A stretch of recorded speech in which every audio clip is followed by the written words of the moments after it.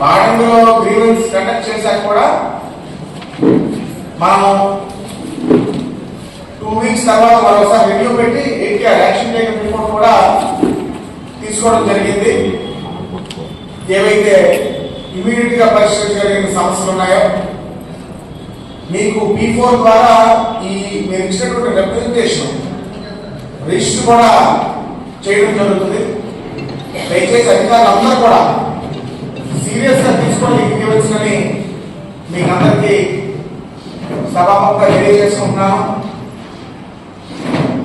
ప్రజలకి ప్రభుత్వానికి ఒక వారధిగా వ్యవహరిస్తున్నటువంటి ప్రెస్ సోదరులకు కూడా ఈ గ్రీవెన్స్ లో వచ్చేటువంటి సమస్యల్ని హైలైట్ చేసి ఇంకా ఇతర రాని సమస్యలు ఏమన్నా అవి మా దృష్టికి తీసుకొస్తే తప్పకుండా దాన్ని పరిష్కార దిశగా అడుగులు వేస్తామని మీకు అందరికీ తెలియజేసుకుంటున్నాను.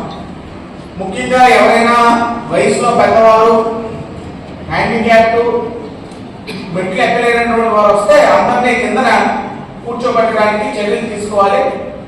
వారిని నేను కింద